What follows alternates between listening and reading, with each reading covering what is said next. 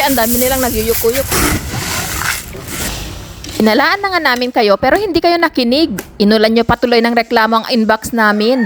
Ay, talaga lang ha? Hindi maganda itong aming binibenta? Inisi nyo pa kami sa nasisira nyong diet? Buti hindi nagwala si kuya na nagpipigil na nga na doble pa ang padala sa kanya. Sa init ng panahon ay tinatamad ata nagmalaw-galaw ang ilog. Hapon na kung may agos kaya hapon na rin lumulusong ang mga manako. Nag-adjust din si Kuya Lowy na madaling araw na kung mag-umpisang magluto ng gasagas. Doon na rin siya dinadalahan ng kape at agahan niya. Ay pati na nga ang merienda hanggang sa matapos ang sako-sakong lulutuin niya. Pagkakuha ng gasagas ay amin naman itong lilinisan at pag-umpisa na rin sa aming pagluluto. Syempre, uunahing lunurin sa mantika ang bawang. Syempre, hindi papahuli ang gasagas. Gustong-gusto ata nitong lumangoy sa mantika. Kung binabalak mong magluto nito, magbaon ka ng maraming tiyaga at lakas ng braso dahil maraming mekos-mekos ang iyong kailangan. Alam nyo ba, dati-rati ay mga bagoong lamang ang aming pinapadala. Meron sa karton, sa styrobox, dito sa mega box.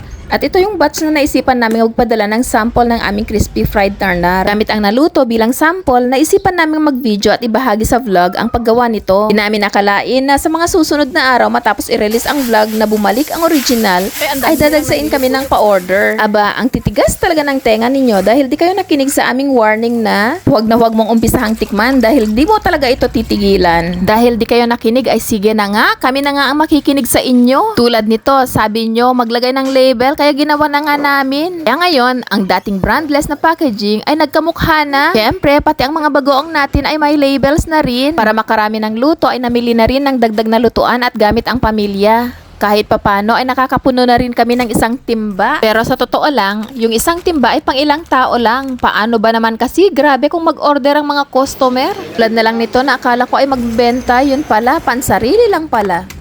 Binago nyo slight ang aming buhay. Ang dating maagang uwi ay ngayon ay ginagabi na. Luto, cooling, packing ang aming nilalagare araw-araw dahil kayo ay mga demanding.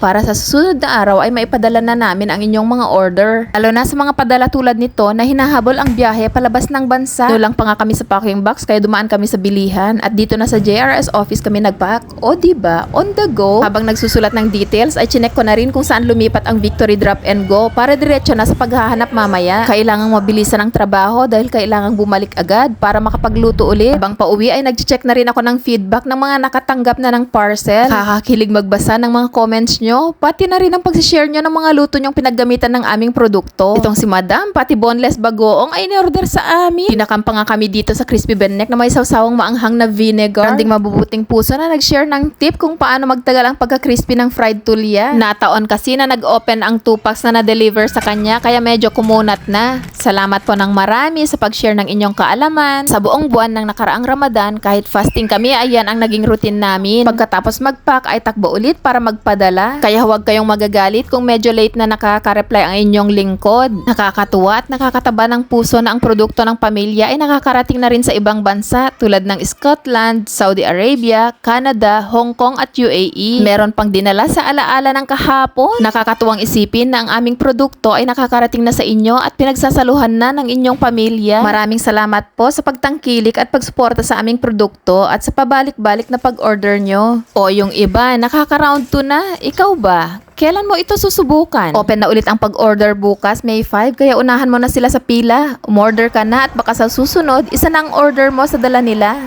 JRS! Thank you, JRS!